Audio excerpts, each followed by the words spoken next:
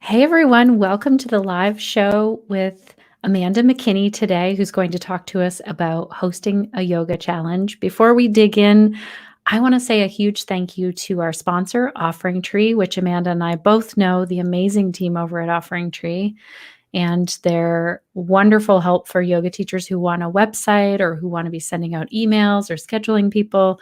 They're doing all kinds of amazing stuff over there. Zoom integration now.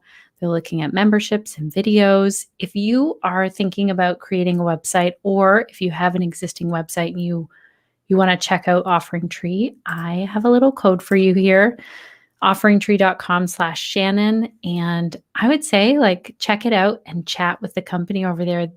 There's a button to sign up. Uh-oh. And I think we lost Shannon there for a second. am I back? You're back. I can hear you now. What I was saying was most people don't know that you can sign up for a call with the team over at Offering Tree and get some help with your questions. So, yeah. Thank you, Oh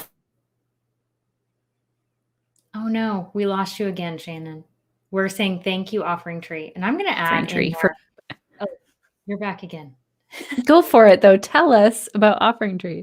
I was going to add that I actually was on a call with them earlier this morning, and they released discount codes like within the last day or so. So they were telling me that discount code. So if you wanted to give a discount to a certain section of your audience or to a specific person, you can actually do that now. That's something they've been really wanting to add in. And so the team was able to make it happen.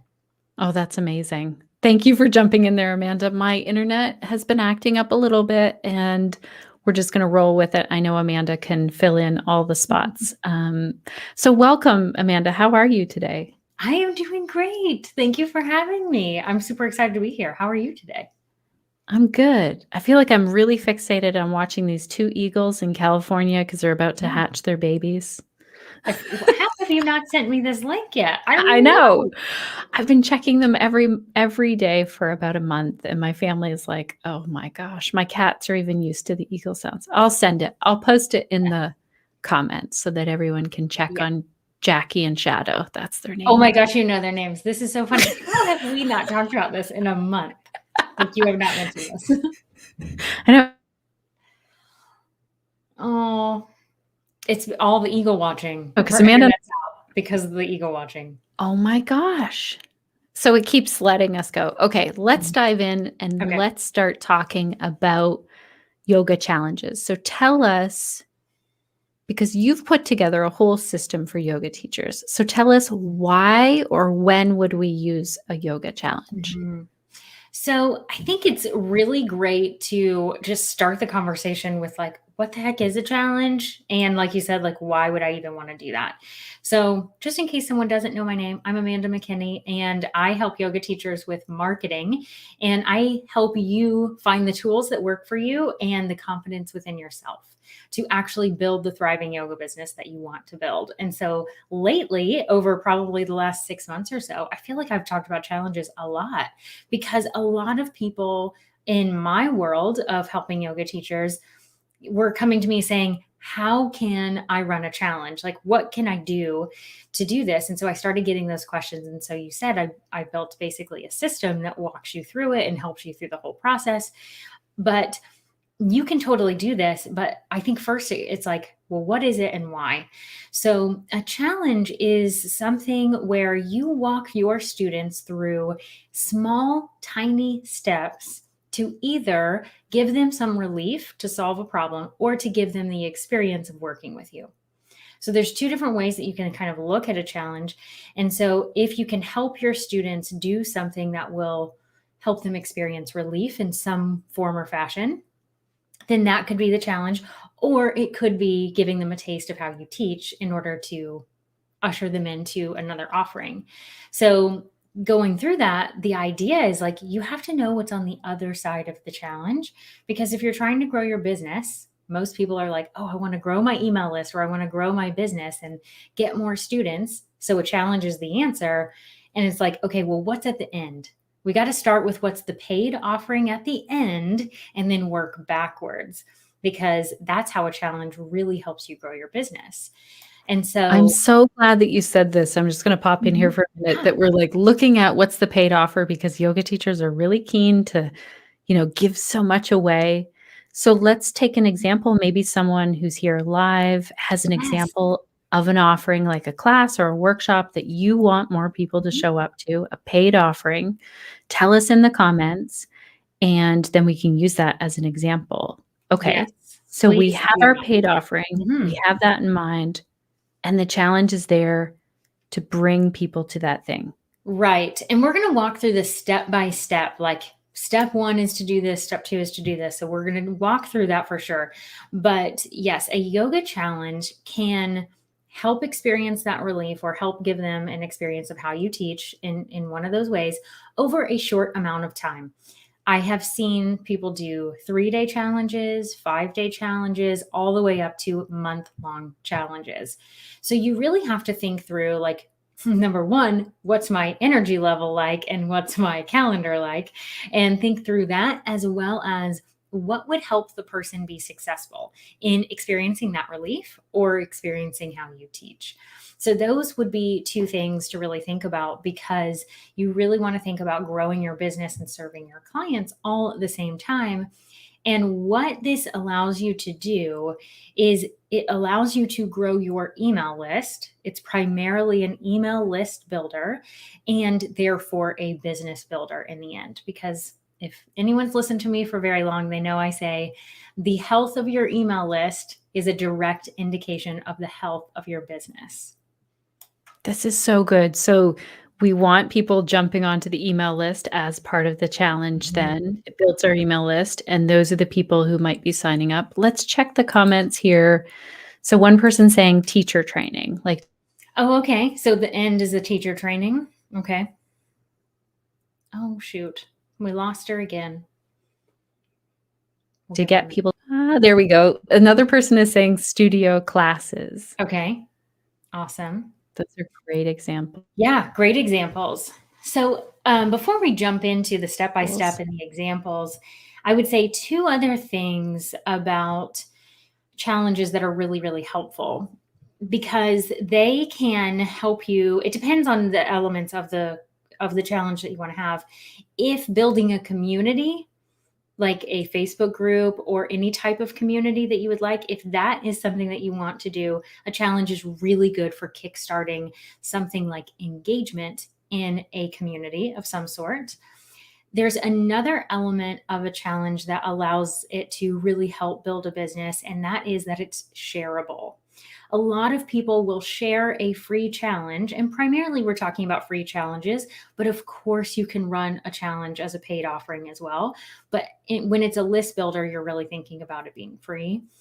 And so when something is free and you're helping someone with a problem or experience relief, it's very, very shareable. So people can like double their list size in the amount of a few days because people are sharing it with other people. Oh, this is so good. And when you talked about the engagement, want this in a Oh man, come back. She's coming back. I know she will. So she was asking about the Facebook. engagement. Oh, There we go. okay. It's like every time there's a like I unmute myself, then it starts again. Come on, internet. You're with us now. Okay. The engagement, I've seen you do this in your Facebook group and seen Mhm. you build the engagement with Yeah. a challenge. It really does help. And I have run many challenges. So many, many, many challenges. And some of them don't have something for sale at the end. Like, I'll be very open about that. A lot of the time they do, because that's the natural next step and you're going to get that anyway. We can talk more about that. But sometimes I'll run a challenge simply because people need it. So there was one that you really loved and had me run another one in your group, which was a video challenge, a 5-day video challenge, and it was just helping people get comfortable on camera. And so that really doesn't have necessarily, it didn't have a sell at the end, but it was helping people engage in my Facebook group as well as your Facebook group.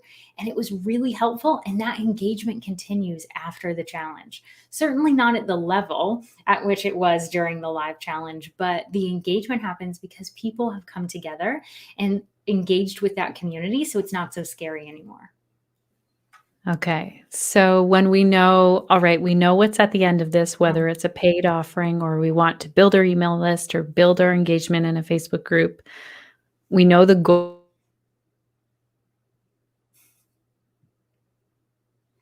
Poor Shannon. goal of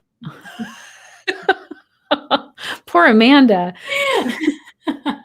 Friends, if I drop out completely, you just keep posting the questions here, and I know Amanda will answer them. What is the first step then, or is that the first step of knowing what the paid offering is? Yeah, it's part of the first step. So, step number one is to decide on the topic that you want to focus on. And that really starts with the paid offering. So, there was a teacher training and studio classes. So, my caveats for both of these are a teacher training is going to be a pretty dang big sale at the end of a challenge. So, you might want to think about what type of a challenge. And on that note, just so you know, you don't have to call it a challenge. There's a lot of yoga teachers that I've worked with who the word challenge wouldn't really work with their niche because they're already going through so many challenging things. They don't want to use that term. So experience, there's tons of words that you can choose, but the idea is that it's a day by day idea of like you help someone through a certain amount of steps over the course of a certain amount of days. That's what a challenge is. So, so thinking through a teacher training, that might be a big leap depending on what the challenge is. So I don't think that necessarily I would have to work with this person and really talk with them a little bit more to understand what type of a challenge it could be, because I'm not saying it wouldn't work. I'm saying that it just might need to be a little bit more in depth. Maybe that's the 30 days. You would nurture that relationship over a longer period of time because that's several $1,000s typically of a sell at the end. So that's a pretty big leap. Studio classes, as long as it's okay with the studio that you're doing this, I would make that caveat. If you don't own the studio, and make sure that they understand that this is what you're going to do in order to grow that class in that studio, that would be perfect. That's a really easy one. So you could run a 3 to 5 day challenge and at the end then say, if you liked this, you'd love my Tuesday class. Like that's a really easy sell at the end of that. So starting with that end idea of like, what do I want to encourage people? What do I want the next step to be for them? After this free challenge, what's the next step? And the next step would be that paid offering. So then you can kind of back into, so what kind of challenge do I need to create? So deciding on the topic is step number one. Okay, this is so good. Deciding on that topic, and it leads into that. So let's say we're teaching a restorative yoga class, and then maybe we do like a 3 to 5 day challenge that's, I'd love for our people who are here live to be really specific. Like tell us what class, what workshop, or what yoga teacher training you'd like to fill. The yoga teacher training, I just want to call out here that if you're like, well, how do I work further with Amanda? I would say look at her website for sure. I know this is early to pop it in here, but she talks a lot about funnels. I feel like I just saw you with photos of funnels and all kinds of That was things, inside Amanda. the membership. That's what you saw. I did. I used some kitchen props. I'll have to share that picture again. Because with something larger, we might do a challenge and it might lead into a smaller paid offer. And then eventually, as people build up that know, like, and trust, like you said, nurture that. Okay. So what is step number 2 then?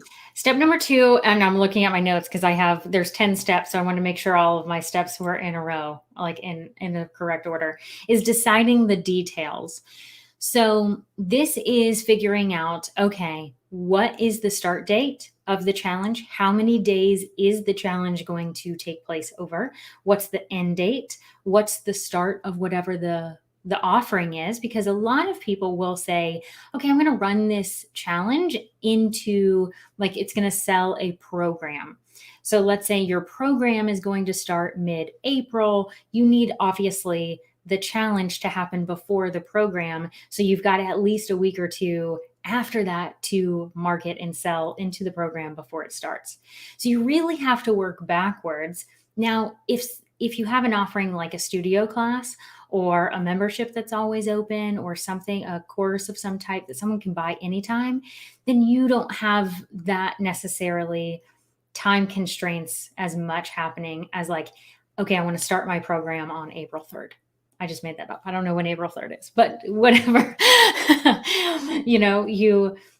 There's differences in how you'd have to look at the calendar. So the dates in which it would start and end, as well as your goals. What are your goals for this? Because if you, let's say, again, you want to work backwards.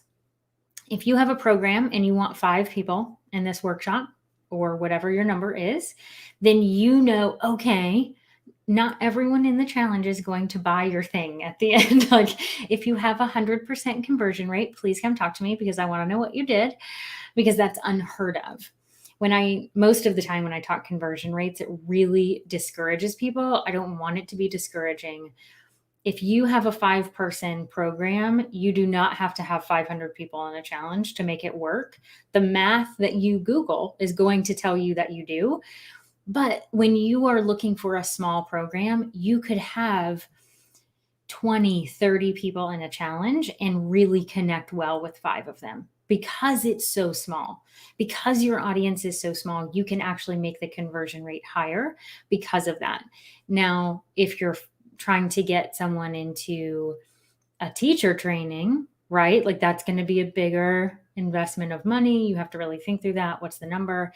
If it's to funnel people into your membership and that's a lower price point, then, how many people do you want to get in during this time? So really setting your goals. And I like to set good, better, and best goals. And I know you do the same thing. I do because of talking with you. That's why I do that. And I heard you on your Instagram story this week saying to someone who asked a question about marketing, how the question was like, how do I get more people to sign up? And you were like, how many people do you want? And this is so key. Like, I feel like we always can lose sight of setting that goal of how many people we actually need to get paid. And it's otherwise really easy to forget to do that. And when we forget, because it's easy, our brain, mine included, yours included, tells us more. We need more than what we actually need. And I use the term, like when I said 5, the reason that I said, do you need 5 people in your workshop or whatever? Because most of the time when I'm working with a yoga teacher, they want to have a workshop and we figure out, oh, you need 5 to 8 people. Like that's really what you need in order to like make the hourly rate that you want to earn over that time for that workshop.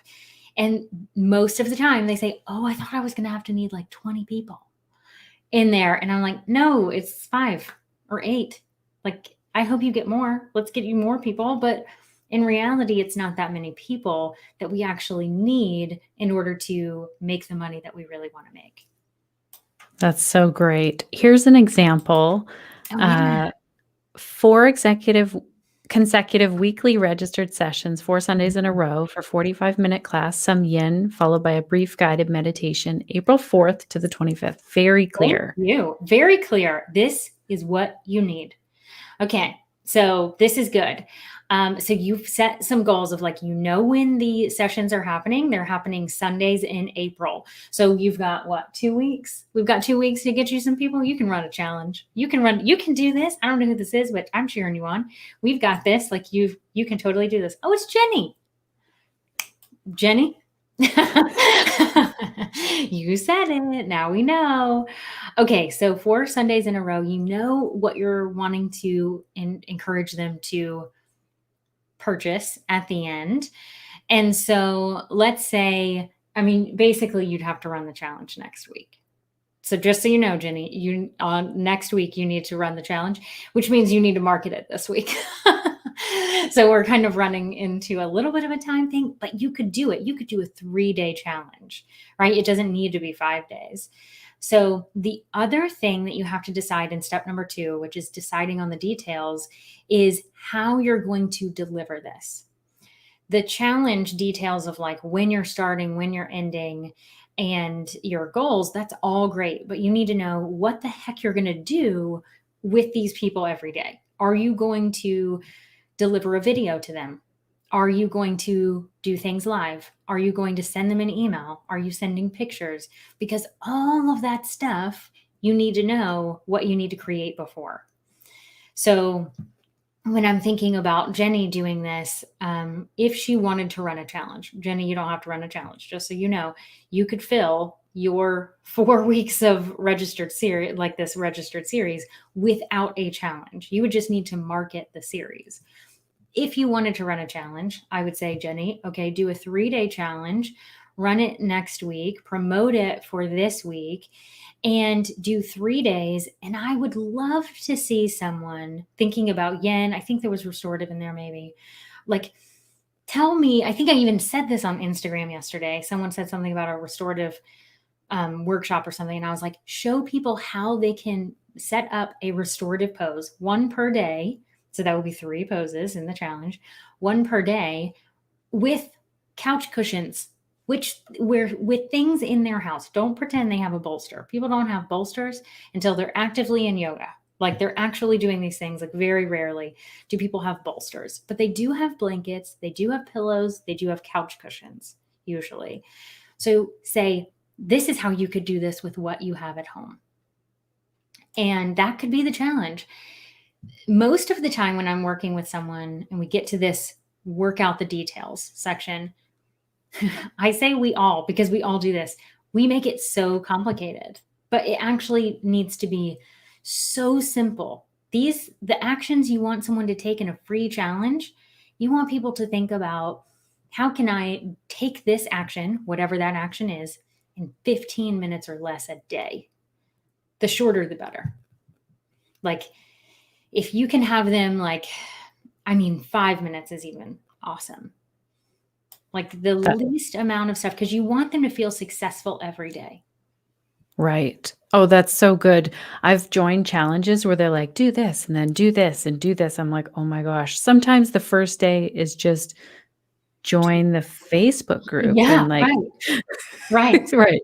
Day number 1 is like, you got to keep it really simple. So simple that it's like, I'm ready for more. I'm ready for the next day because I'm super excited about it. The more simple, the better. Okay. This is super helpful.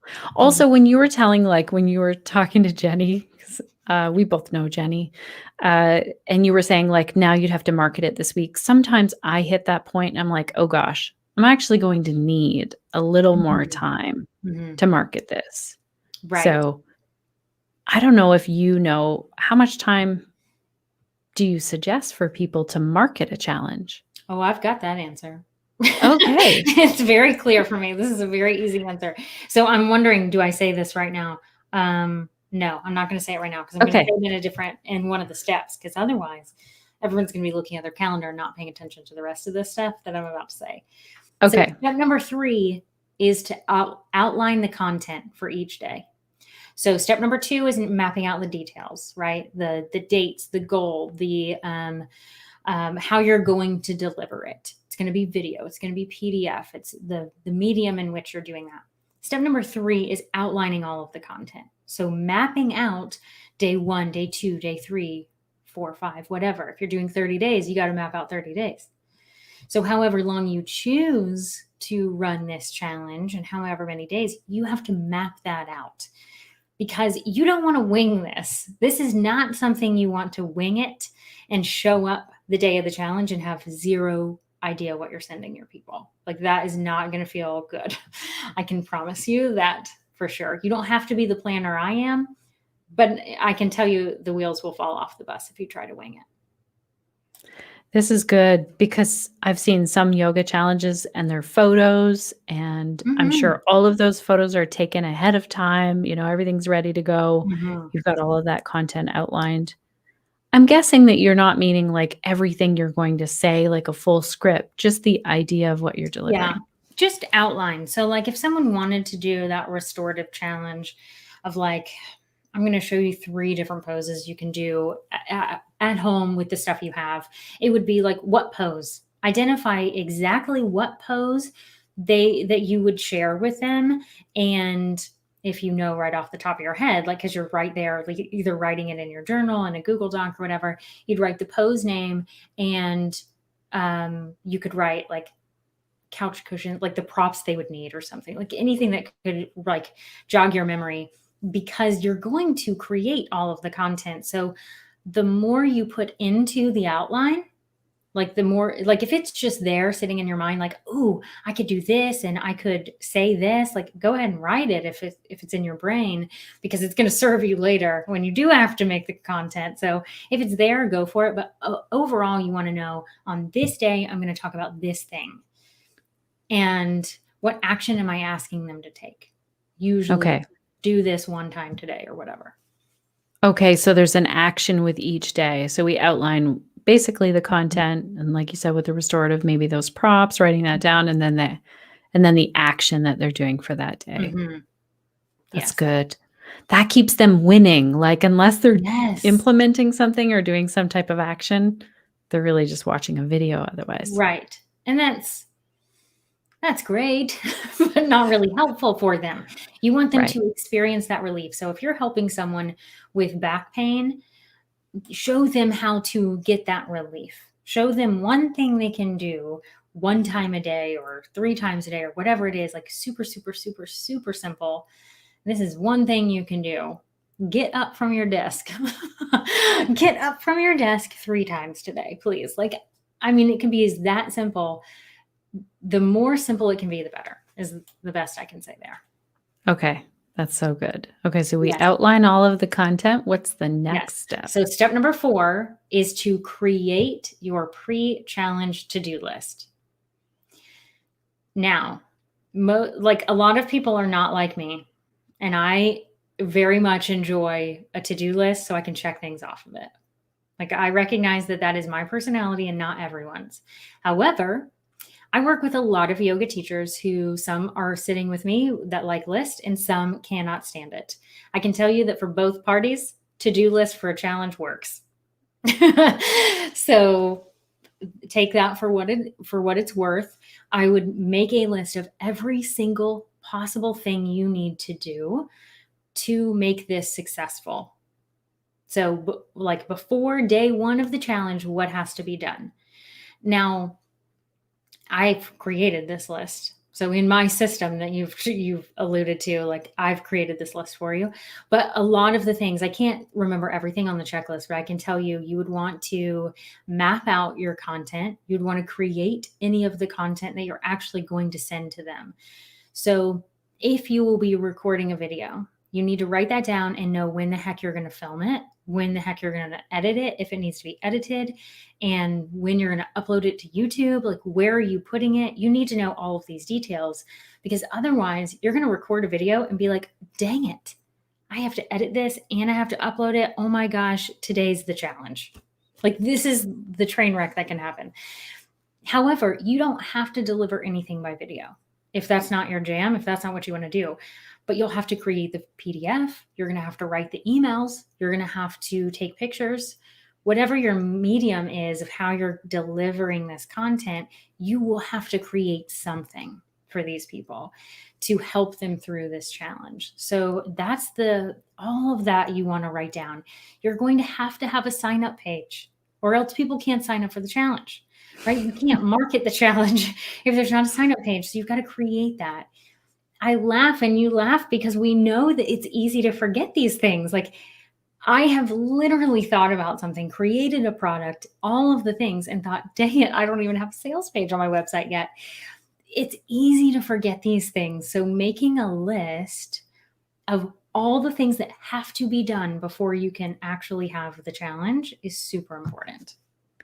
I'm so glad that you've created this list for people. I know you put this together. You're like, okay, because you just kept getting asked for it. Yoga teachers just kept saying, I want to do a challenge. Like, what are all of the pieces? Right. And you put together, it's called Yoga Challenge in a Box, if yogis haven't heard of it yet. And you have a discount for our listeners. Yes, and this is I was about to say the first time, this is not true. I did run a special discount when I first launched this, which was back Black Friday time in November. Like it was that time frame last year. Since then, it has not been discounted and will not be discounted. Like I don't discount it anymore because that was really the biggest thing.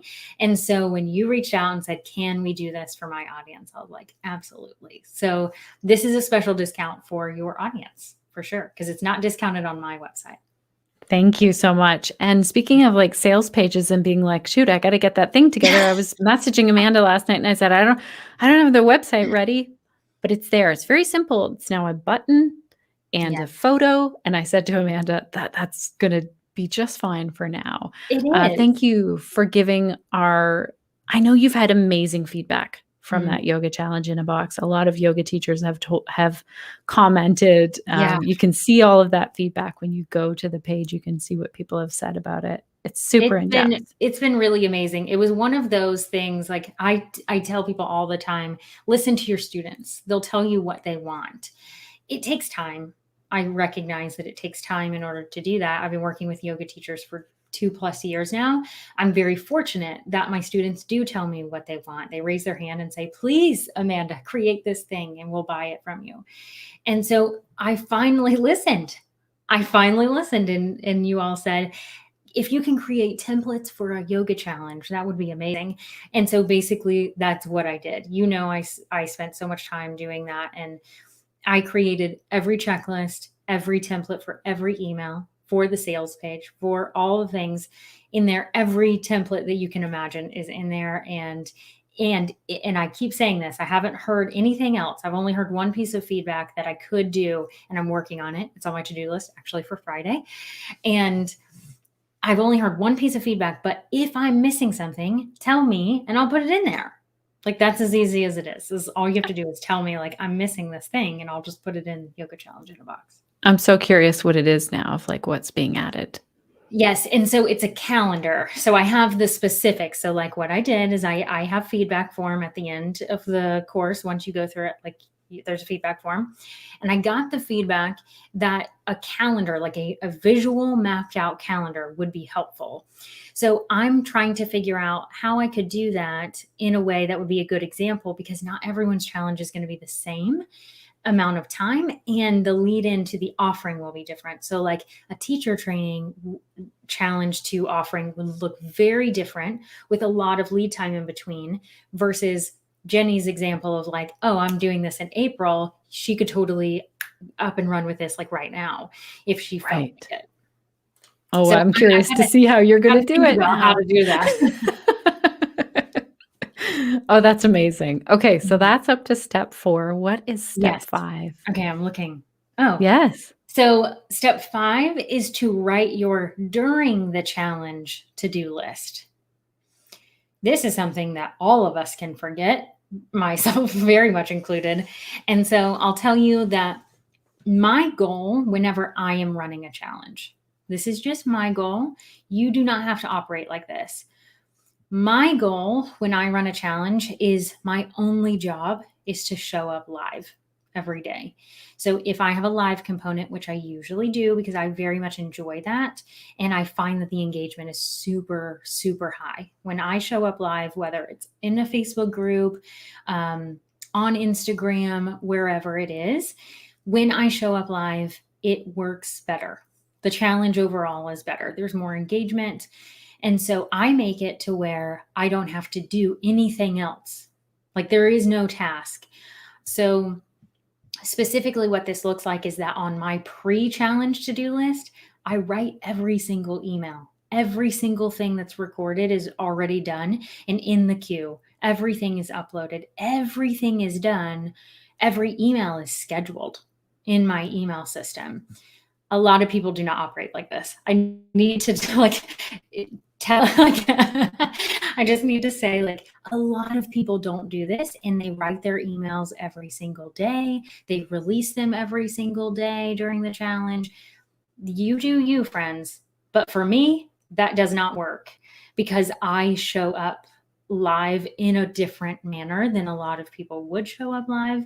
And I interact with people live, and my job is to show up, do whatever live component is part of the challenge, and answer questions because I ask for the engagement. And so if I'm asking for it, I need to return it. So I make my only job to show up every day. You've inspired me. And I've also seen you. Oh, is it cutting out? It did, but you're back now. I've also seen you, even though you have everything scheduled out, I've seen you go in and sometimes tweak the wording if things are changing. And I've seen how smoothly this works. And I've tried this on. I've been like, okay, I'm going to schedule everything out for this launch or this thing that I'm leading up to. It really does make a difference. And I think when you know, okay, the hardest thing I have to do today is hit go live and then show up and reply to all of those comments, then it just makes it feel like such a different experience. It does. And the other part of the puzzle that it allows me to do is it allows me to deal with any technology issues that come up, because they do. There's always something. And I can deal with that because I don't have to write that email. I don't have to write that social media post. I don't have to do anything else. All I really need to do is show up and deal with whatever is thrown at me that day. Because I've just learned through running so many challenges, you just don't even know what could be thrown at you that day in terms of life or technology or, whatever it is. And so I just do everything early. And here's the amazing thing. Once you run a challenge one time, 90% of the job, of the work is done for you. All you have to do, even if it's a different challenge, is use what you've already done and adapt it. I would love to hear in the comments, who's a planner, who's a pantser. So who's the planner, who loves to plan all the things, be all ready, and who's a pantser, flying by the seat of your pants. I love it. I love it. And I say there's no better, one is not better than the other, because I envy people who can just fly by the seat of their pants and do things on a whim. I think there's been roadblocks in my business, in my life, that would have been easier to handle had I not been a planner. So I don't think there's one that's better than the other. I just happen to know that in this instance, when you're building a business and you're trying to market something and it's so hard and you've hit every roadblock and you're feeling like, oh, it's such a struggle to get this thing filled. It's already hard enough. Why do we need to overcome, make it even harder by not doing the planning ahead of time? I think the other reason why you're so great at marketing and why you thrive in this is it actually is easier to market something when you've planned out all the emails before and they're all scheduled out. Because if you feel like your email, writing an email every other day to your list, it can feel like too much. But if you have them scheduled out ahead of time, you can take a big picture view of it. It's much easier. Yes, that's a good point. And I'll add to that point that if it's scheduled, it will happen. So there's that, right? It's actually going to happen. And this is me too, just so everyone knows, the nerves that you get when you are marketing something and nervous about selling something, I get the same nerves. Same thing is happening. So that happens, but if the email is scheduled, I don't have to hit send. That's the hardest thing to do when you're in the middle of marketing something, especially when there's a price tag on it. To hit that button that says send the dang email, that's what it should say for me. It's Amanda, send the dang email. To hit that button is so hard. But when you're when you're planning ahead of time, it's easy to schedule it. It's the easiest thing in the world. Oh, this is going to go out on April 3rd. Okay, great. I want to schedule it for 6 a.m. Perfect. When April 3rd comes around, I probably would have not sent the email because I would be so nervous that day. But if it's scheduled, it'll just go out. I just sent Amanda a Voxer this week where I was like, people aren't signing up for the thing I just put out there. Why aren't they? I was like, oh, right. I haven't sent an email out yet. I said to her also, we're shouldn't marketing just happen? Like, I feel like I should just be able to create the thing and people sign up for it. My face. No. I wish I could have shown you my face in that moment because I was laughing so hard. Like, of course we can't do that. That would be amazing if we could.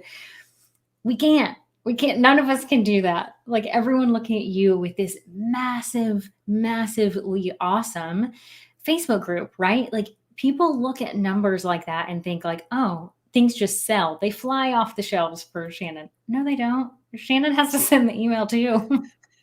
Yep. We have to do it the same. Okay, so we have more of a More of a pantser. pantser. I'm such a planner. Improvise on other things. Planning makes me feel more confident. This is good. Yes. Here's one. 75% planner, 25% pantser. I feel like that's a pretty nice mix. That is a good mix. That's a It is. really good mix. I like it. That's fun. Keep putting them here in the comments. Okay, I've lost track of what step we're It's at. okay. I think we're I'll at do a step six. recap. I'll do a recap because I've got all my notes right here. So this is why I can do this very easily. 1, decide your topic. 2, decide your details. 3, outline your content. 4, write your pre-challenge to-do list. 5, write your during challenge to-do list. So we've gotten halfway through. And really, you've made it over the hump. Like, it's the pre-work that really can get a little fuzzy. So once you've gotten there, you're doing great. Number 6. So you've done all of the planning in terms of like, okay, this is when this is going to, like, here's what I have to do. You've made the list. Number 6 is getting everything on the calendar. So not just like the start date, but yes, the start date, the end date, when your program is going to lead into or whatever. But more importantly, when are you doing all of these things? This is where, so we were talking about Jenny earlier, and Jenny has this April series on Sundays, which is fantastic. This is where Jenny would look at her calendar and be like, I can't do it. I'm just going to have to market this in a different way. I don't have the ability to do all of the things to run a successful challenge. Like, this is where you can decide a challenge might not be the way to go about this. I need to send some personal messages and get those 5 people. That's what I need to do for this launch of this thing. But maybe next time I'll do a challenge. And so this is where I'll say, I'll answer your question. How many days should you market? I don't really like using the word should, but how many days do I suggest to market a challenge before it starts? And the answer is 7. 7 days. Because there's a weekend in there somewhere. So you might not be talking on the weekends if that's not your thing, or you take Mondays off or whatever. So 7 days usually gives you a solid 5 days for sure that you're talking about it. I would prefer you to talk about it for 7. And that is to get people signed up. It's free challenge, friends. This is your chance. Every yoga teacher I work with is like, I want to give people things for free. This is it. So tell people about it every day. And I usually get questions about this. But Amanda, I only use Instagram. So should I really talk about my challenge every day on Instagram? Yes. Yes is the answer. And no one likes to hear that answer, but you could be really creative with this. If you're only on one social platform, which is awesome, by the way, I think it's absolutely fantastic. Yes, I want you to talk about it every day, but I want you to have fun with it and create and do different things every day. Don't just schedule a post to go on your grid or a post on Facebook and do the same thing every day and say the same thing. That would not work. But one day you could do Instagram Live. One day you could post. One day you could do a whole story answering questions about what's happening in the challenge. One day you could make a reel. I know you all like don't want to try reels because you don't want to dance. You don't have to dance. You don't have to dance on reels. You can do whatever you want on reels. So think about how you can use one platform in different ways. So it's not the same thing every day, but you are talking about it every day. Okay, I have a technical question now. If we have email and Instagram, let's say, as our 2 ways that we market, do we email people 7 days? Great question. No, I would not say email people 7 days. Because you're going to send a lot of emails over the course of the challenge and leading them into your offering. So in terms of email, I would email your list, whatever size it is. 1 person, 100 people, 1,000 people. I don't care. Email your whole list, even though, yes, friend, they're already on your email list. I know I'm telling you to do this, but we need to invite the people who are already in our bubble to experience the awesomeness that you're creating.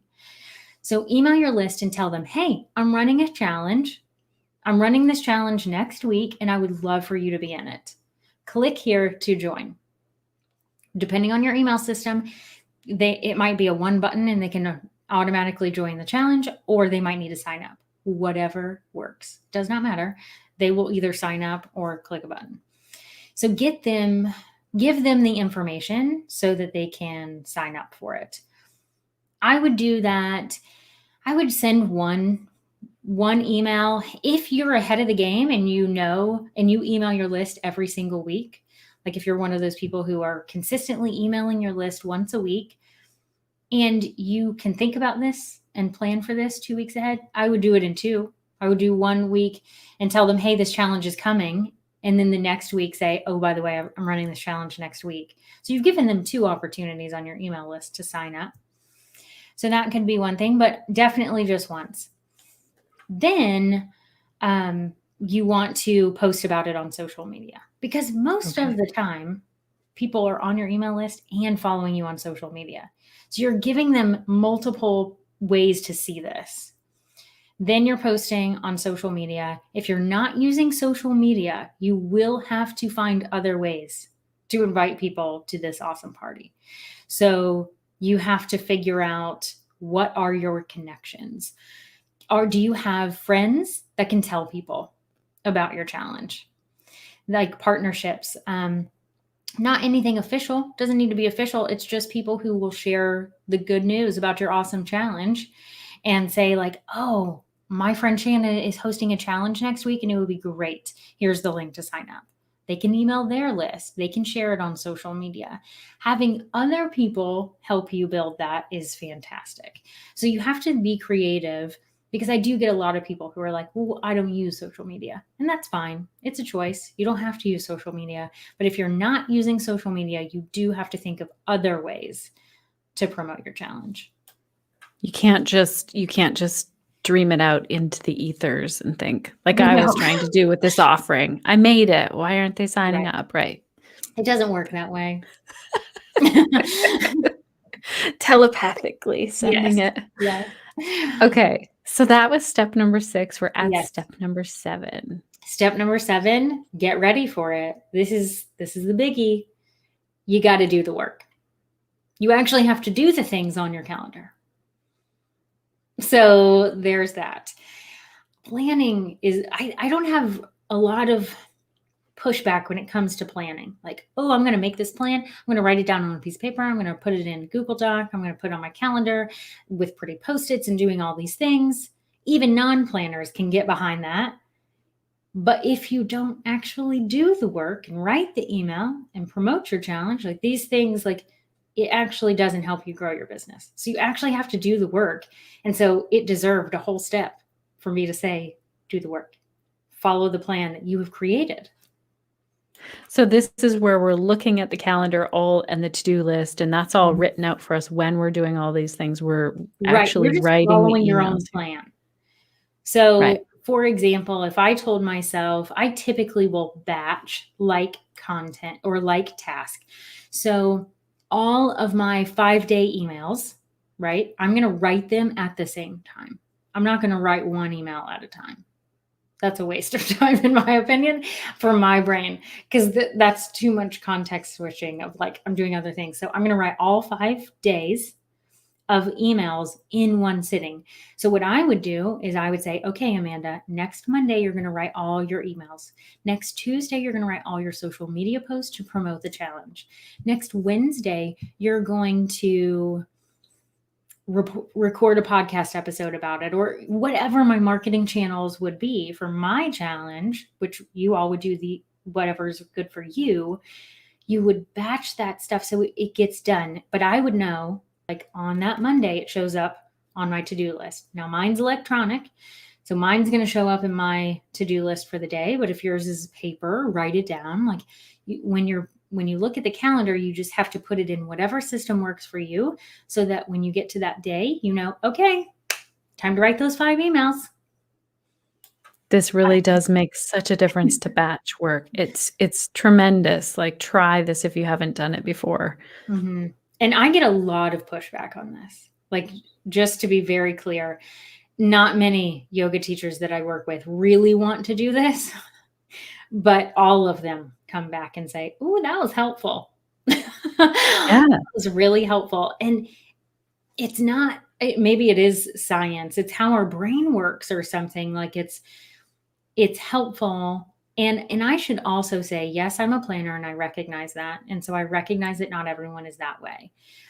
I love what you said earlier about I go in and tweak things. So absolutely. If I notice on day 1 that something did not compute well with everyone, I'm going to change days 2, 3, 4, and 5. Like, I'm going to make that tweak in the email or whatever. I'm going to make that change. So there's flexibility there. But I feel like it's important for me to also say, I didn't just become an entrepreneur one day and know to do this. I learned how to batch out of necessity. There was a time period in my life that was really very hectic in a personal way. And so it's not my story, I'm not telling it, but there were family members in and out of the hospital, right? So there was like a big string of time where my days were not guaranteed that I could be in front of my computer. I might be helping my family or doing whatever. And so I literally had to look at, okay, I would look at my calendar. I'm like, okay, I've got 2 hours before I need to be back at the hospital. What can I get done in 2 hours? And I freaking learned to batch. That's how I learned to batch. And now it's like, now I do it all the time because I can take a vacation from creating podcast episodes because I've done so many. And it's just nice to have that done. So I learned out of necessity. I think that's such a powerful story. You learned out of necessity and you still use it because it makes a huge difference. Yeah.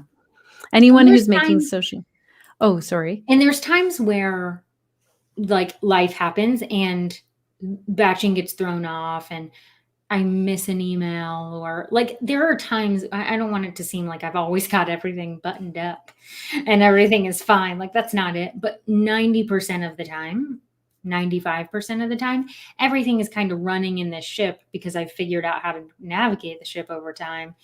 And so that's why my planning and creating a list and batching things, that's why it works so well now. This works really well as well if you have something like social media posts and you're like, gosh, I don't know what to post. If you're sitting there each time you want to post to social, that can be really like just melt your mind over and over again, but batch it all together and it gets easier. It's like you get in the groove, you get the wheels moving and it all sort of flows together then too. You can reference like another post or you know that you're not repeating the same thing. It's very helpful. It becomes a lot easier, but I think maybe at surface value, sometimes it feels more rigid. Yes. When I say it, like batch this and make this list and do this thing, that for a lot of yoga teachers, they feel like I've been told many times, do not put me in a box. Which makes me laugh because then I made Yoga Challenge in a box. Yes. So that makes me laugh. But I don't want to put anyone in a box. And so I understand that it comes across rigid like that, but I really, truly, truly, honestly believe that it works really well. Like I've just seen it, not just me, but people who really don't like planning and don't like batching have told me, Amanda, that really like saved me during a tough time of like, I mean, the last year of our life, right? Like, let's be real, of the last year of our life. If like I heard from many yoga teachers that I work with, you know, a lot of them, of like, if they didn't batch their content, they wouldn't have had any blogs go out. They wouldn't have any emails. They wouldn't have anything because they were homeschooling their kids. Yes. Yeah. Yeah. It's been a year where we've really learned how to do this the hard way. Right. So I wonder if anyone here live has questions about all of the steps that we've done or and we'll dig into the next step then, but Yeah. feel free to post them in the comments. Yes, I would love to hear them all. Okay, so step number 8 is promote your challenge. Because if you're creating this amazing party, people have to be invited to it or they don't know what's happening. So this is where the 7 days come in. So for me, again, I really try. This is not always the case for me, but I try to actually have everything done before this week. So if I'm running a challenge in my ideal world, which again, this doesn't happen all the time, I try to have pretty much everything done for the challenge by the time I start marketing it, which means it's 7 days before the challenge starts. That allows me to show up for marketing purposes and promoting it, which is not as much as actually showing up live for the challenge.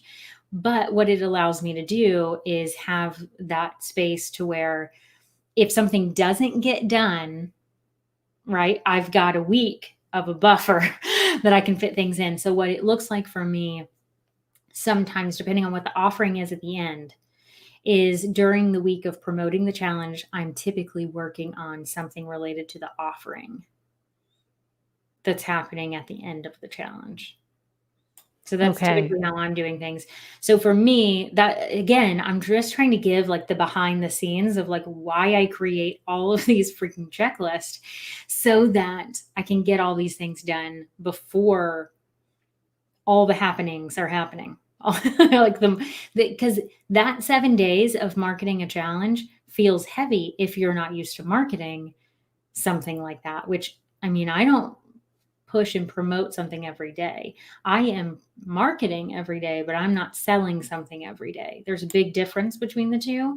And so when you're marketing a free challenge, you're actually selling because the currency is their email address. Right. Now, on that note, we have a great question that goes along with that. Let me pull it up. Just wondering where I should have people sign up for the challenge. Is it a page on my website, a link in my Instagram bio, send me an email? I'm a little confused. Great question. So you want to have people sign up and join your email list. So first and foremost, you need an email service provider. So that is like step number 1. If you don't have that, that's the first thing to make sure that you have set up. So if you're using Offering Tree, which we love Offering Tree, we've already been talking about them, they can do all of this. So believe me, because we had a lot of questions come through because I promote the heck out of Offering Tree. And we were like, we got to make sure they can run a challenge. So the guys over at Offering Tree and I made sure that all things work fine. And we used to have an example. I don't think it's up on our website anymore, but it can work. So you can have emails go out from Offering Tree, or if you're not using Offering Tree and you need an email service provider, I highly suggest ConvertKit because there's a free option up to 1,000 subscribers. Right. So this is good. That's step number 1 is getting an email service. Yeah. And I think then all of the other things would be there, right? Like the website, you'd have your link in your Instagram bio. I just did this, Amanda. I was like, oh, don't tell Amanda, but I just put this offer out there. And then I was like, someone just said the link, like you just posted on Instagram, talked about it. And I don't have the link in my bio. Oh, I've done that so many times. So many times. It's so easy. It's like, I think like you think marketing is going to magically happen. I magically think that like the link in my bio updates when I think of things. Like that happens more times than I can count. So that's why it's on a checklist. You know? Oh, that's a good idea to have that on your checklist. Yes. So, but that question was really good. It's like, first, make sure that you've got how they're signing up is their first name and their email. So making sure that they're connected to your email, so your email service, and that you're tagging them in some way. Like, because you've got this email list, right, of all these people, 500, 5,000, doesn't matter. You've got a list of all these people. You need to know who of these people are on the challenge or invited or not invited, like signed up. They raise their hand. I want to go to the challenge. Tag them. That number is probably smaller. Right? Every time I run a challenge, not everyone on my email list is signed up for that challenge. So you don't want to send all your emails to people who haven't said, ooh, I want to do that thing. So you only want to send it to people who are tagged. So you would want to look in your email service provider. How can you make sure that it only goes to those people? And then you would have some sort of sign up page. If you use like ConvertKit has templates, you can just create a landing page and that could be the link in your bio, or you could put something on your website. If you know how to embed that form on your website, you could do that too. But you would definitely want to have it on your website, in your Instagram links. If you're using Instagram, Facebook, you could actually have the link every time you talk about it, and then definitely send an email to your list with a button to sign up to.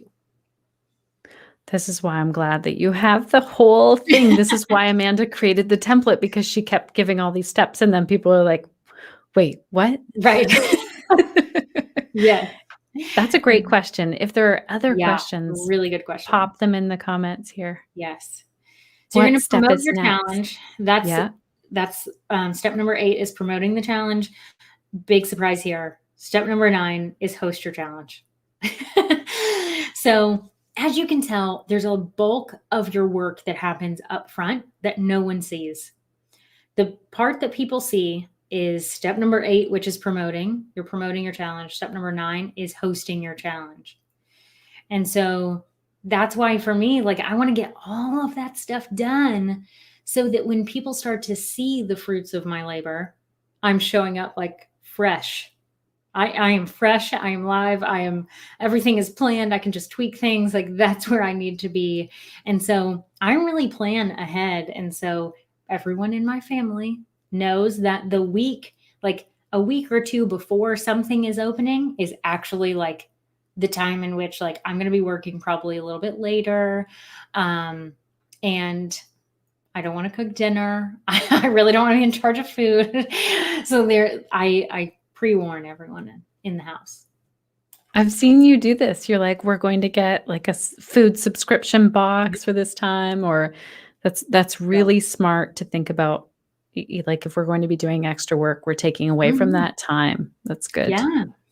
And I've learned, because I used to plan that week, like when I'm launching something, when the challenge is happening, that's really not the time where I'm the most busy. It's the pre-planning that I'm the most busy. I see this all the time. Connected yoga teachers, I want to tell you, Amanda does the thing, does the challenge or the launch or whatever she's doing. And then that week she's like, I really don't have very much to do. It's amazing to see her do this. But the 2 weeks before, I'm like, there's so much. It's not really that bad. Like, I'm following my list, and I could spread it out over more time. But typically speaking, I can get a lot done in about a week's time. So I try and chunk it up. But when it's coming, like when it's like launch time of the challenge or the whatever, it really is like, I have so much time on my hand because I've taken everything else off my plate, because tech issues can always come up.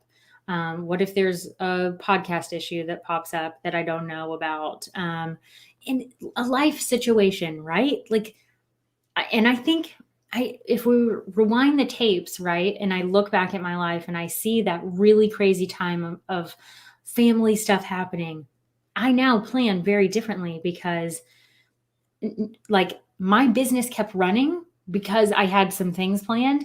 Now, like, I mean, you experienced this. I lost a family member last year. No one knew. Right. Not one person in my audience knew.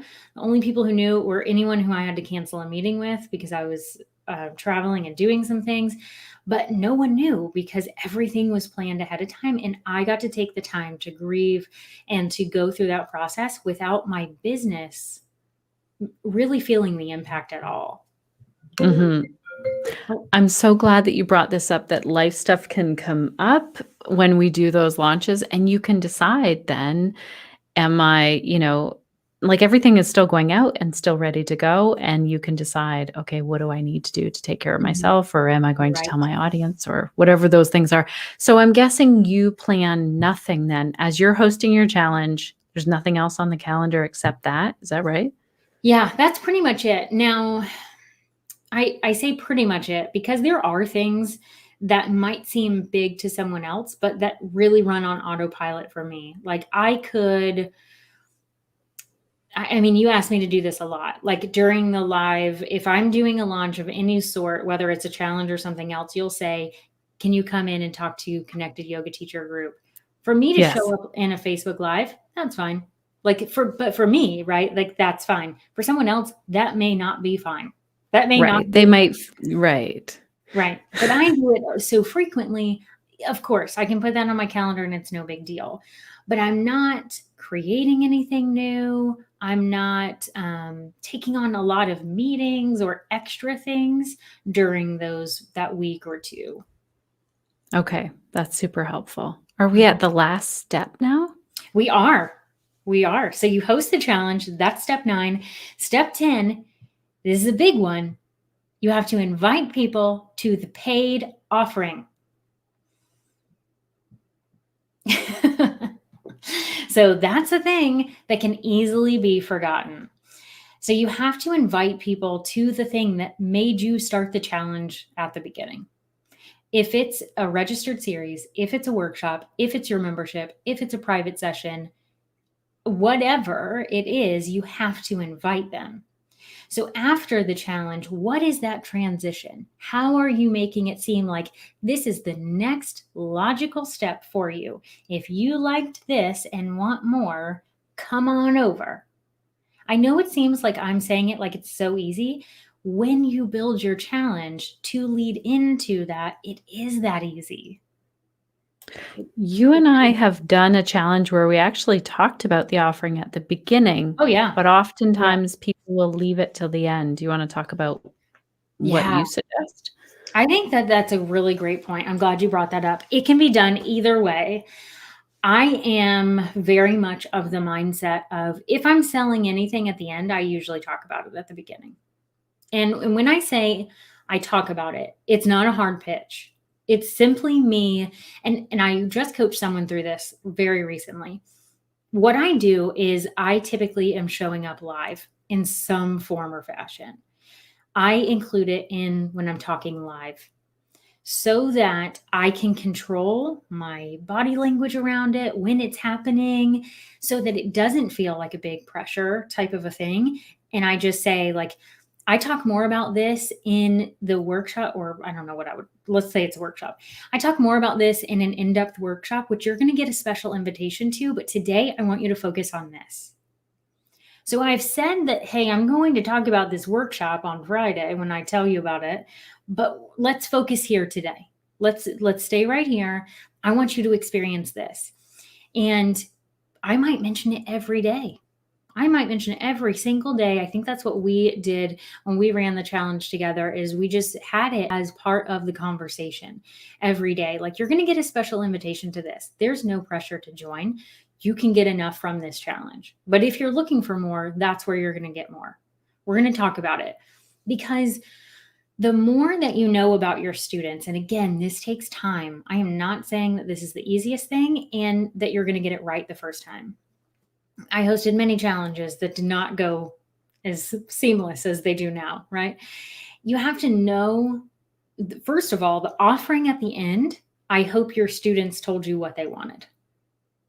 So that if you have that, if your students were like, oh, Jenny, I really wish you would have a Sunday yin class, or like a relaxing class on Sundays. If you've heard that for 3 months, and you're like, of course, I'm going to create that. That's happening in April. Great. They're going to sign up for it because they told you they wanted it. So if you start there and then you create a challenge that's already going to provide value, and then you invite them to the thing that they ask you to create, it is that easy to actually sell the thing at the end. All of this takes time. You have to give yourself lots of grace as you're figuring this out. But it literally does get that easy. I promise you that it really, really does. That's so great. And this is the spot where people might be like, oh, I'm giving away all week. And now, and so it might be nice to practice it when it just pops into the conversation. It might be be nice to practice it. I think it's much easier to just say it. And if you're not doing any live component, right? I find it very easy to say it when it's live. That to me is the easiest way I can do it. If you have no live component or that's not comfortable for you, how can you do that? How can you sprinkle it into the text of an email? How can you sprinkle it into the PDF? What can you do to actually tell them without selling them? Like it's like on Monday, let's say you're running a 5-day challenge on Monday, don't have the sales page live for the paid offering so that if they go and look for it, they can't even find it. They can't even sign up if they wanted to because it's not available at this time. Right. Like that, I find that most yoga teachers are more comfortable with that because it doesn't feel like the sell is happening because it's not even for sale yet. Right. Now, there comes a time when you'll switch over and you'll be like, okay, I'm going to have it open the whole time because people are going to sign up for it Monday through Friday. Right. And you're comfortable with that. But you have to get to the place of being comfortable with that cell being there. So if it's helpful, don't have it as an option yet until the last day. This is so good. And I want to remind our yoga teachers, you are offering something, like Amanda said, that your students have asked for. Mhm. Your students are already there. They're on your email list. They were interested in your challenge. Your challenge leads into the offering. It's probably very related. And so they're there and they're interested in what you're offering. You're offering them a solution to some type of pain point or problem that they're dealing with. So, Mhm. And I would say, we didn't talk about this at the beginning, but it's coming to my mind now that let's say you have an idea. You've had some people ask for something, so you're curious, like, will this work? What if you have that curiosity of like, is this something I want to devote more time to and actually create? You could test it with this idea. You could really invest this because you're going to grow your email list with, I would keep it very focused on a very specific problem or struggle or niche. Like you really want to keep it as specific as possible. Like a challenge, I should have led with this. A challenge cannot be like, do yoga today. Like I think it needs to be very, very specific so that people know what they're signing up for. And you get the right people on your email list. And so when you do that, if you test the idea and you have a challenge and you've got something, a program, a whatever, and you're testing the idea, here's what I would suggest. If it's a class, you don't really have to do that much. You get the sign up page up and you see if people join. And if that class has one person that signs up, you're going to have that class and you're going to run that class and you're going to learn from that one person. If the class takes off and you get 20 people to sign up, you're like, okay, they like that. I should figure out something else. Like, how can I make this work even more? If you are thinking about running a program, not necessarily a series, like creating a program where you're going to create content for it, I would actually suggest, if you're testing it, if you have no idea if it's going to work, like if this is your first test, I would say to run the challenge and don't you dare create that program until you know you have people who are paying for it. So what you would have to do is back the train up in terms of calendar and like you run the challenge, you invite people to the program and you try every single thing you can to get people into that program. And then you wait a few weeks before you start the program. Now you have a close date, like a registration close date. That's 2 or 3 weeks before the program starts. Because if, let's hope that you get your 10 people, your 5 people in the program, you can then start to create the content. But if you get 0 people, or if you get 1 person, you're like, it's not a program for 1 person, you refund that money and you didn't waste the time creating the content, because what you found out was that something is off. Something is off. It's not saying that you can't create the program. It's that the marketing messaging was off or the program isn't quite what they need. So we've got to ask some questions and learn more. And I say, like, yes, learn from that experience so that you can create the program that they will actually buy. This is so important. I know many yoga teachers who plan out to the very last detail of a program, a workshop, a training, whatever, a online course, when they're not even sure if it's going to fly. So this is so important. And I know it feels weird. It feels like Amanda just said she's a planner, but she didn't plan all. She is planning. She's like, make sure you test the idea first. Yeah. That's a great idea, especially in a challenge.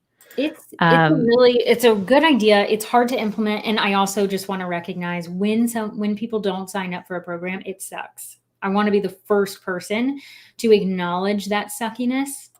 And it is okay to be in the suckiness for a little while and then learn. And then I do this. I have definitely had things that did not work in my business. I am not a unicorn. Shannon's not a unicorn. Like we have had things flop. But once the suckiness is like, okay, I've given myself a few days, then it's like, okay, let's look at what went wrong. Call your friend and say, I need to walk through something with you. And have a business friend, which you should always have. I hope everyone has one. And say, I need to just walk through this and figure out what didn't work. Was it the program? Was it the messaging? Was it like, what was it, the timing? Because you can usually identify it and then run the challenge again and do the thing again and offer it again and try again to see what works better. Yeah, that's so good. Jenny's saying, thank you so much for sharing your time and expertise. Thank you, Jenny. Yes, and I also wanted to give a shout out to Micah, who said, oh, Micah's here. The video challenge is how she found you, Amanda, and got into your membership after that. Oh my gosh, I didn't even remember that, Micah. That's so exciting. And gosh, I feel like ever since that video challenge, I have said, I need to do that again. Because it was so good. You asked me to, I think I ran it 2 weeks in a row because I ran it in my group. And then you said, can you come over and do it again? And I was like, sure. Maybe don't do that. Maybe don't do that. Like, I know Amanda was already so tired. Maybe that's like step 10 and a half or 11. Yes. Plan a little celebration break. Yes. I don't have it as an official step, but I do have on my paper here, celebrate. That you need to celebrate and back to those, like, what was it? Step 3, step 2, where you're deciding your goals. I want you celebrating all the way through this thing. So I have people, speaking of membership, like, I just want to I'm so excited about this right now. I have one person in my membership who is over the freaking moon because she set her best goal, like good, better, best goal for her challenge. And she surpassed the best goal. Oh my gosh, that's amazing. And so what you get to do with the good, better, best and setting goals for the challenge, as well as the paid offering, is you get to celebrate possibly 6 times. Right. That's so true. Oh my gosh, that's amazing. Who else has questions here? Pop them in the comments. I want to be mindful of your time, Amanda, because I know that you and I can chat for a really long time. I feel like it's other people's time right now because we could talk for the rest of the evening. But I do want to tell people, if you're thinking, okay, I actually want Amanda to have done all of the templates and the work, which is what I would suggest if you're looking at doing a challenge. And if you've never done one before, or if you're like, I did one, but I didn't have all of these steps, then I would go check it out. So you can go to theconnectedyogateacher.com/Amanda, and I'm going to add to this page. I'm going to put our course in there. And there's a discount there for you as well. When it gives you the instructions. There's really just a button and some instructions of the code to use. Thank you for mentioning that. And I would say, like, this is a product. So Yoga Challenge in a Box was meant to, you buy it and you can use this thing 100 times if you felt like it. It's going to serve you. You can come back to it.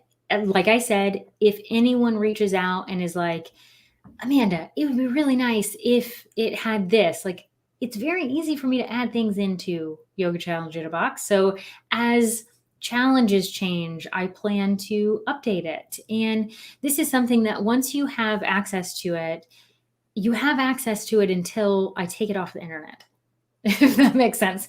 So I hope that that's helpful, because I think it can be really like, oh, I'm buying this for this one thing, but you can really run 10 different challenges, 100 different challenges. Not that I'm encouraging this.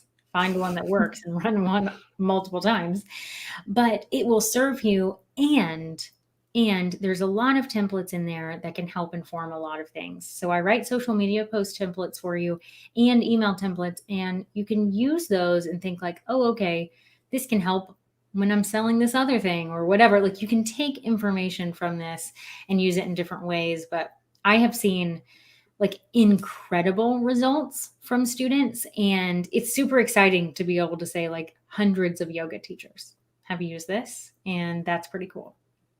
That's really exciting. Can you tell us about the person? You have it on the sales page of the man. You're like, I don't even know this man, but he signed up and right away he wrote something like, I don't know the author. What did he say? So do you remember? It was really fun. I do remember, because it was like so impactful. And I reached out to him and just said, thank you so much for saying this. Like, what a sweet moment that was, because not everyone tells you when something is awesome. Like, if they think it's awful, they'll tell you, which is helpful, right? You get to learn a lot of things from the people that think it's awful. You'll usually know if they think it's bad. If people think it's good, like, how many times have we experienced something great and not told the person? Like, it's not abnormal. So I make sure to, like, anytime someone is like, this is amazing, I just am like, thank you so much for saying that, because I know that person had to take the time. So the interesting part was that I decided I'm not encouraging, I'm going to say something, but I'm not encouraging anyone to go down this path. I have been working with yoga teachers for 2.5, 3 years, somewhere around there. I've learned a lot. This is down the road, but I ran Facebook ads to Yoga Challenge in a Box when it was on super discount, that whole thing. He bought from an ad. So that's why he had no connection to me whatsoever, had never learned, like, never heard my name before. Bought Yoga Challenge in a Box. He said, I've been looking at this in the wee hours of the morning or whatever. Like, he bought it on a whim, went through it and said, I would have paid twice what this was. I would have paid twice. That's amazing. And I also love it because that's the thing that's hard to do, is like get in front of the people who don't know you. We talk a lot about building that know, like, and trust factor. And I was just so excited for you when that happened. And also because I know you were working very hard at running Facebook ads. If any of you are like, oh my gosh, I just need to learn more from Amanda, you can go to her website, amandamckinney.com, and check out everything there and find out about her marketing course, this Yoga Challenge in a Box, and also her membership, which is opening soon. Yes. Not open yet. So it's we're in this weird transition phase, right? So Thrive is my membership that has been open for 2 years, but it hasn't been open to everyone, because you know the story, but it was like, it was open, and then the course was created, and then it was like, you have to go through the course to get into the membership. Well, things have changed. This is just permission, just in case anyone needs it. Not that you need my permission, but things change in your business, and it's okay. People will understand as long as you communicate with them, and probably over communicate with them. I need to keep saying this. So currently we are sitting on, what is today, the 16th, 17th? March 17th when this is happening. And so currently, if you go to amandamckinney.com/thrive, you're going to see a wait list. If you get on that wait list, you're going to get a notification, hopefully by the end of this month. Let's hold her to it, friends. We'll all hold you to it now. You said it publicly. Yeah. The goal is to get this out by the end of March, because I've promised to people, like, you can get in there by April, or I even said March. So I'm like hoping for the 31st, right, of this happening. And it's only really because I am working behind the scenes to figure out all the details to make the membership amazing. So I am really doing my research and work on templates. So there's going to be 2 levels in my membership now, which is very different from what I've been doing before. One is going to be monthly content templates only. So if you just want me to write your monthly email and all of your social media posts, you can pay for that, because I'm doing it. So that's the thing I'm working on right now. I have a yoga teacher looking at it and like ripping it apart. Like that is her job. I said, please rip this apart. Tell me what could be better. And as soon as she gets that back to me, I'm going to update it and make it even better. And so that will be the template that I use every month to write your emails that have a theme and all your social media posts. Like you will have a plan to market your business every single month.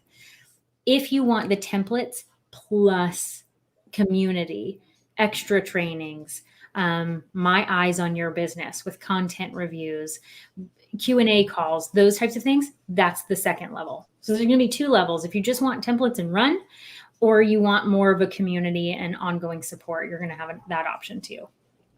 That's exciting. I have seen this evolving over time, and it's because you're listening to your audience. That's what happens with a membership. You hear what they want. That's really cool.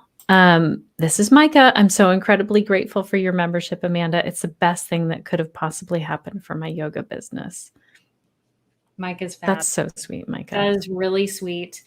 And it's so amazing. And so like Micah came in through a video challenge, which I didn't even remember, but that's so awesome, and joined my membership and has been in the membership from almost the beginning. So I think she was in like the second round I'm pretty sure she was in the second round that it was open, and has stayed in there. And Micah isn't the only one, but Micah's certainly one of the ones who has seen this evolve. And I know a lot of yoga teachers, like myself included with this, were really nervous to change things for people. Like, but I was creating this and I promised them this thing and then I'm going to change it. Like, as long as you communicate, yes, people are going to leave.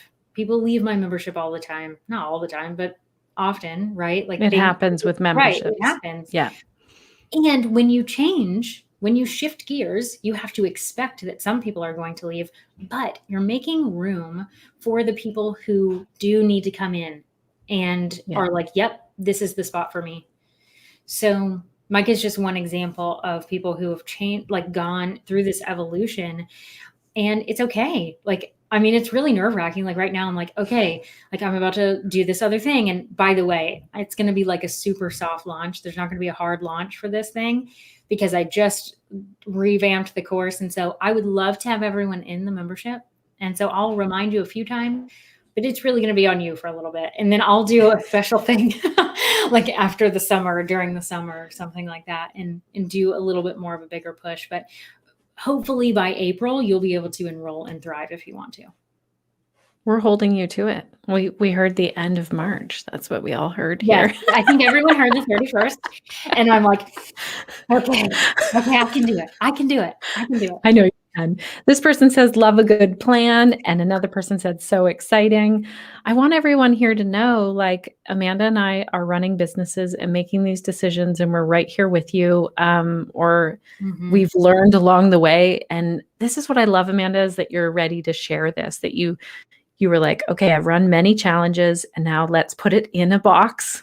Yes. And for all of you, so that you can just open it up and say, okay, here are the parts, and I'll plug my own business, make it mine. Yeah. And put it together. Yeah. Yeah. That's great. It's my favorite thing to do is to think about, like, how can I help anyone else not have to learn the lesson I did, right? Like if I can help someone go through that, or like, I mean, because you're in the membership and you see people saying this, like people say, I'll stay in the membership forever because I can ask Amanda a question and then she'll go pay and learn about it. And it's true. I will. If my members ask me for something, it's like, okay, they're the people that I'm going to make sure that I understand what they need, because helping yoga teachers build thriving businesses means that they're being supported and yoga can be experienced by more people. That is the ultimate goal, because I know how awesome yoga is and how amazing it is. And so I just thought, how can I help in my tiny little way? How can I help yoga teachers reach more people? And I'm so honored that I get to do that. That's very exciting. This person says, thank you both so much for sharing your wisdom. I'm sorry, we don't know everyone's names on here. But we appreciate it. Yeah, I'm really excited. If anyone else has questions, you can definitely post them really quick right now or in the comments, and we'll keep an eye in there as well in the comments after this live once it's a replay. And again, if you go to the connectedyogateacher.com/Amanda, that'll tell you how to get the discount that Amanda's gifted to all of our Connected Yoga Teacher listeners. Thank you so much, Amanda, for putting this together, for walking us through the 10 steps here, and for all of the marketing help that you give to yoga teachers. Oh, thank you. You give so much. And just a huge shout out because you do so much in this Facebook group and on the podcast. And it's just amazing to be connected. Look at that pun. I didn't even mean to. To be connected with you. And I just think it's so nice to have business support. And so I would just say, like, if someone here, because most of the time you and I go live like this, or we have a podcast and people say, I just love your energy together. And we really are friends in real life. And I would say, if anyone watching is like looking for what we have, please seek it out. Like, go find a business friend. It takes a while. It's not like we were BFF after the first Instagram message. It takes time. But it's invaluable. Like, it's absolutely invaluable. There's no possible way I would be here talking to your group if we hadn't connected, obviously. But there's also no possible way I would have the business that I have without support from you and a handful of other people who support my business, because they know what they're an entrepreneur as well. And there's just a different level of understanding that can happen with that. It's so true. Amanda and I often will talk about business to each other, and I think some of my other friends or my family members are just grateful that I'm chatting with you, so I'm not trying to chat with them about being an entrepreneur. Oh my gosh. I feel like Michael and Sean, so they both are so thankful that we have each other, because they're so supportive. We are so lucky that we have supportive, like Michael, my husband, is just like super supportive. Sean's so supportive of you, Shannon. And like, we're so lucky with that. But they don't really want to hear all the ins and outs of what we do. They're like, hey, let me just walk through this like sales funnel that I have. Right. Sean would be like, how about you call Amanda? It's very true. It's very true. It's like so important to have that. And so I feel like every time you and I talk, we need to like remind people, like, find your Shannon, find your Amanda. Yeah. And surround yourself with that support, because for me, I could spin my wheels about a problem, an issue, something that's coming up in my business for days, where all it would take is me picking up the phone and saying, like, I need to talk through something. And you would give me an answer in 5 minutes. Yes. And oftentimes you have that answer like within you. Once you talk it through, you can get there. That's the way Amanda and I both work. And you might find, and I would say you can even post in the Connected Yoga Teacher group. Like, we've seen some people post in there and say, you know, I'm in this time zone, I teach this style of yoga, or you need to give some personal details so you can see, is this a good fit? Especially time zones is really important, that it's not on the other side of the world. And that this person's sleeping while you're awake. I mean, it can work, but I would say, and even maybe meet up with a group of yoga teachers in a Zoom call and just get to know different people. I've definitely make those connections. Really well. I mean, obviously, like, you have a membership, I have a membership. Like, if you can join some type of membership type of a community, you're probably going to have that built in. But you don't have to pay for something. Certainly not. You don't have to pay for something to get this. Like, Shannon and I don't pay each other for, you know, our Voxer chats. But I have seen it work really well, where it's like, post in the Connected Yoga Teacher Facebook group and say, hey, I want to work on my business this Thursday from 2 to 4 Central. Here's a Zoom link. I don't know if you're going to allow them to do this, but or email me, tell me if you want the Zoom link, or they could put the Zoom link in. And it's basically just a time to co-work where you're doing some business work, and you can see who shows up, see who asks questions. If you want to interact with them, that could be one way of testing the waters of connecting with people that could work really well. That's not ongoing. Like, you're not saying, like, let's meet every Tuesday. and like Right. stuck in a situation. Right. That's such a good point. And also if you know, like, okay, I'm working on, updating my website and I'd love to Mhm. work with, like, if it was project based, that'd be good Right. too. Those are all great ideas. Mhm. Well, thank you so much, everyone, for being here live. Amanda, thank you again for your time. And I know you'll be back to chat with us again. So if people have questions about the challenge, yoga challenge in a box, anything about challenge, marketing, whatever, post it in the comments. We'll be here for you. And Shannon will make sure I see it. I'm kind of I terrible will. with Facebook notifications, so just as a heads up, don't ever feel bad if you have to remind me by tagging me 100 times. Oh, And here's a great place to message Amanda. And she posts question box. So if you have a question, yes, you can also ask her on Instagram. That's I where she am hangs out. way better on Instagram. So if you message me on Instagram, 100% you will get my attention and I will answer you. That Yes. I can promise. And I love, love, love, love that question box on Instagram. So I use it all the time and I like absolutely adore it when people actually put their questions in there. So I've heard from several people who have told me, because I'm working with them one-on-one or they're in my membership, that they feel bad asking questions. No, don't feel bad, friends.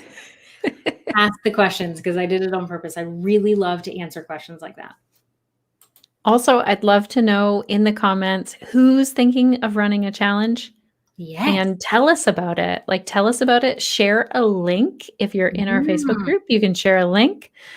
We don't always let you do that. So that's a great place to do it. Tell us about your challenge when you get it planned. That's great. I love to see people's challenges. So tell me about it. I mean, specifically, if you're doing something on Instagram, that might be the easiest way to tell me about it. But I love that. And I have a Facebook group too, not trying to take you to another Facebook group, but Marketing Yoga with Confidence is my podcast Facebook group that you can ask questions specifically.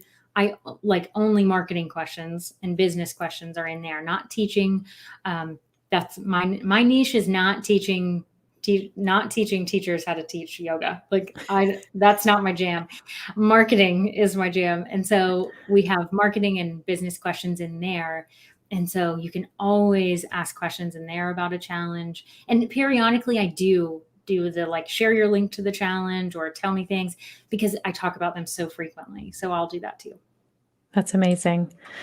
Don't worry, there is the whole replay. If you're joining us late, you can go all the way back as soon as we finish out here and watch the whole thing with all of the steps Yes.